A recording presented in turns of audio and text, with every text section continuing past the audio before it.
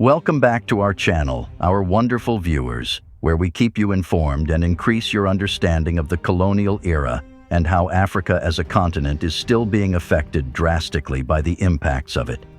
If you have been following our page from the beginning, you should have been able to create a better opinion on the colonialism era. And this is because we have been explaining, in detail, the intricacies of African history. There is so much that we have touched on the colonial era, and all our information has been as genuine as possible. Unfortunately, the world is more digitized, and through different online platforms and social media, various narratives and opinions on the matter have come out, regardless of whether the information is correct. But on today's episode, we will be unraveling the truths about the colonial period and putting the rumors to bed. The truth is essential, as there are many wrong narratives today, clouding the judgment and influencing the opinions of many individuals globally, leading to misinformation and a false perception of this sensitive matter. As we dive deeper into this article, we will be deciphering historical truths and talking about raw facts on the matter. So you must pay full attention so you will able to differentiate the lies from the truths and unravel the significant implications of the colonial era on the African continent. Grab a notebook, get some popcorn, and join us in this video as we will be taking you on a unique and exciting historical adventure where we will be untangling the threads of history, exploring the subtle realities that have shaped the cultures, landscapes, and the entire destinies of different nations across the African continent. It's time for us to debunk the rumors around African history and embrace the additional complications of an important chapter that resonates throughout time and history.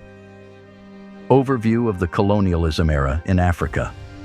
It is essential to understand the historical context between Africa and its oppressors when discussing the raw facts of colonial times. That is one mistake people make when forming their opinions. They ignore the roots of the entire situation and build their narratives based on what they see or hear from online platforms. So, how exactly did the colonial era start? Well, dating back centuries ago, Africa had a widespread reputation as a continent with great economic potential and the prospect of being a leading force worldwide. This was because God incredibly blessed the continent with an abundance of natural resources and many fertile lands, which could be used to cultivate multiple agricultural products. This placed Africa on a hot seat, as many European powers worldwide had their eyes on them and desired the resources and economic benefits that followed for themselves. In the 19th and early 20th centuries, many European nations, including Great Britain, Spain, Portugal, France, and other European greats, invaded different countries in Africa and began exploiting them of their resources, establishing their dominance, and taking over their territory. It was a very dark chapter in African history, as the European leaders didn't take it easy with Africans and believed in brute force and assertion to get Africans to follow their lead. It all started with the Berlin Conference in 1884-1885, as these European countries decided to place new borders on African soil without concern for already existing borders or the different ethnic and cultural communities that were already in place. The forceful imposition of these borders had lasting and unfortunate consequences on the continent, as it shaped the geopolitical scenery of the current Africa. Also, the individuals stuck in those newly placed border systems had to adapt to very uncomfortable situations, and there was a change in their lifestyles and customary traditions to which they were used. Some of these people were even unfairly taken away from their families and loved ones, being forced to start an entirely new life, apart from coming up with their own ideals and traditions on almost every cultural aspect, including dance, music, culinary skills, and other methods. One of the most significant impositions from the colonial era was the addition of their trade policies. The introduction of these trade systems was put in place to serve the selfish interests of the colonial leaders as they sought the economic benefits and also the foreign influence that came from it. These trade policies facilitated the globalization of African natural resources, and this led to the colonial leaders enjoying profits, while the rightful owners of these resources barely wanted from them. An unfortunate aspect of the trade policies was the introduction of the slave trade, where Africans were shipped across continents to serve. This was a dark time in history that remains in the minds of everyone globally. As previously stated, the main aim of the colonial leaders' invasion of Africa was their desire to exploit Africa for its natural resources and the economic benefits that come along with it. There were many raw materials, such as timber, rubber, agricultural products, and other minerals that were exploited to boost the industrialization and economic development of many European nations. The effects on the economy of multiple African nations were significant, leading to the depletion of most of Africa's natural resources, the introduction of exploitive structures that favored the interests of colonial powers, and disturbances in native economies. Apart from the economic aspects of the continent, the cultural and social factors were also significantly damaged. Native African communities were greatly disturbed as the Western powers placed their social structures, educational systems, and legal organizations, replacing the existing systems present in those communities. The religious aspect of African communities was also significantly affected as the European forces introduced many missionaries who introduced a different religion to Africans. All these changes in the African culture created a complicated interplay between modernity and the native acts in Africa, leading to lasting impacts on African societies.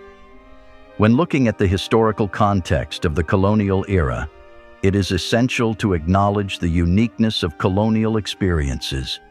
Different African regions were colonized in various manners, with different forms of local resistance.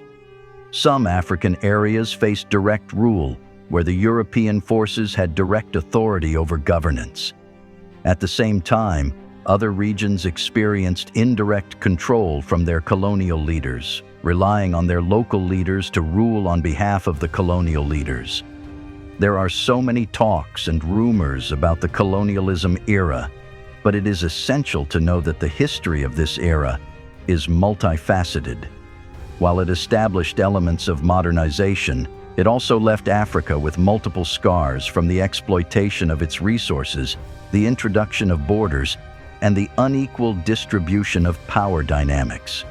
As I said earlier, it is essential to understand the details of the history of the colonial era, as it will help you create a more robust and more accurate opinion on the matter. Myths versus realities. Now that we have clearly understood the truths behind the legacy of the colonial era and the impacts that it had on Africa as a continent, next on our agenda is to debunk the myths and state the actual realities of the situation of things. In this section, we will discuss the misconceptions about the colonial era that have been going on for a long time. One of the prevalent myths going around about the colonial era is that Africa was unified and there was a homogeneous environment during this period. In reality, Africa has always been remarkably diverse, containing different languages, ethnic groups, and many cultures from other regions. The colonialism of Africa affected many African areas in different ways, with various European leaders implementing their unique policies, creating a collage of different experiences. Trashing out this rumor allows us as a global community to appreciate the rich fabric of Africa's beautiful history, acknowledging the diverse complications and also contributions of the different regions in Africa. Another rumor we will debunk is the idealized ideology of the colonial leaders being generous citizens who focused on developing Africa and bringing progress to different nations. The reality of this myth is far more complicated, as specific infrastructural developments were put in place. Still, the truth is that they weren't introduced to develop Africa. Still, they were established to make resource extraction more convenient, so the colonial leaders themselves could enjoy more economic benefits. Also, installing European educational and religious systems in Africa was a double-edged sword, as it diminished native cultures but, at the same time, served as a valuable tool for the resistance against the oppression of the European leaders. The myth that Africa was passive and accepted colonial rule without any hassle is another rumor that must be addressed. Contrary to the notion that Africa quickly surrendered and allowed colonial rule to happen, there were many acts of resistance and the rise of different movements that went against the colonial rule that unfolded across other regions in the African continent. There have been many notable resistance movements, from the Maji-Maji in East Africa to the Ashanti resistance that emerged in West Africa, and these were different communities that challenged and fought back extensively against the imposition of foreign rule, showing a heart of resilience that goes against the narrative of a passive and subdued Africa. The myth that economic prosperity occurred during the colonial era is another one that needs to be debunked. Some particular regions in Africa experienced significant economic growth, and at most times came from native economies. But this wasn't the same for most of the African regions, as they suffered greatly from the actions of the colonial leaders, especially the exploitation of their natural resources. Apart from societal disturbances, it caused different imbalances and increased dependence among these African countries. Another pervasive myth is the narrative of the civilized Europeans against the uncivilized Africans. There was a great belief that Africans were inferior and not as civilized as the Europeans, but this wasn't the actual case, as there were many sophisticated areas around different regions in Africa. Africa could also boast of high-class trade networks, political systems, and many cultural achievements before the arrival of the colonial leaders in Africa. By debunking this great rumor, we recognize the rich African history before the colonial era, and also go against the Eurocentric view through which Africans have been viewed. Furthermore, one of the most compelling myths that needs to be scrutinized is the belief that colonialism was seen as a unifying force in Africa. Although some nations were vastly developed and modernized, often along the new borders, it did so at the expense of making a big gap between different ethnic groups and fueling tensions. It is essential to understand the details of the divisions, as it is crucial for understanding the native challenges related to identity and governance. Resistance and independence movements. After debunking the many myths and rumors of the colonial era, the next subject of discussion is the acts of resistance and different efforts African countries put into getting their freedom. During the colonial era, there was a rise of resistance and independence movements, which showed an encouraging narrative of determination, resilience, and the journey for freedom.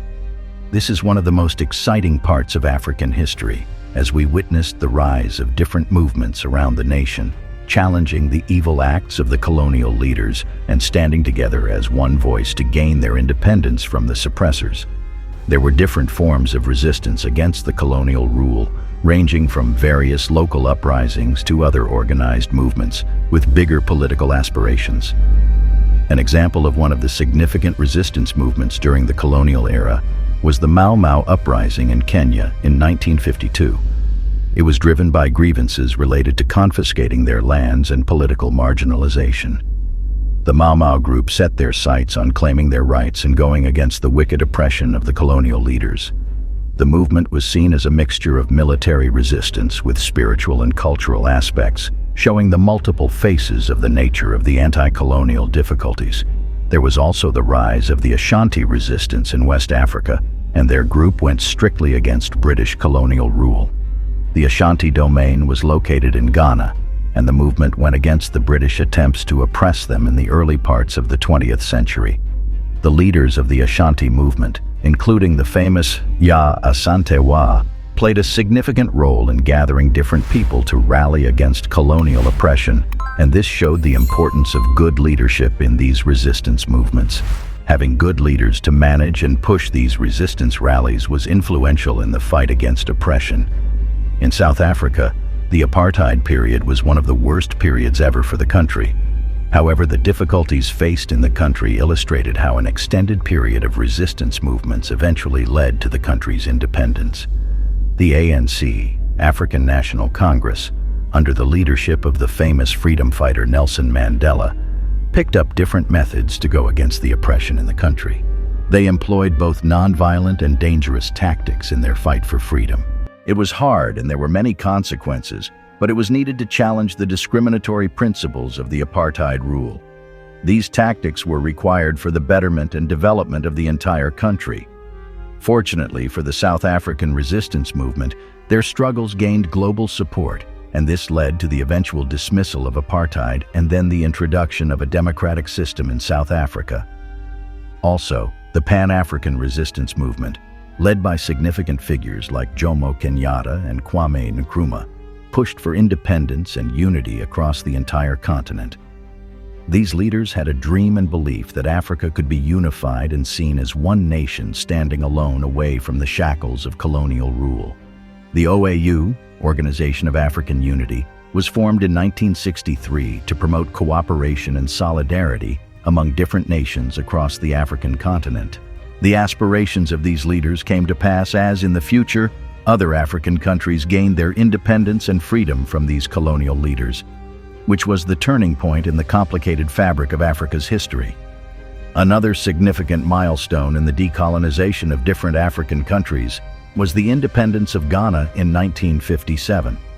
Ghana's first president, Kwame Nkrumah, highlighted the wind of change moving across Africa, emphasizing a change towards self-determination with the different countries in Africa.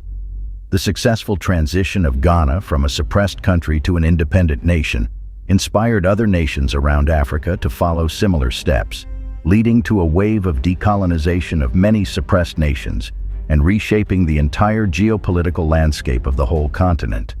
However, with resistance comes different complex challenges, as there were many punishments for those who went against the colonial leaders.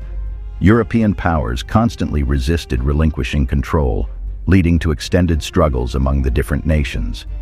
For example, Algeria's movement for independence against their French leaders led to the rise of the Algerian War of Independence that lasted from 1954 to 1962.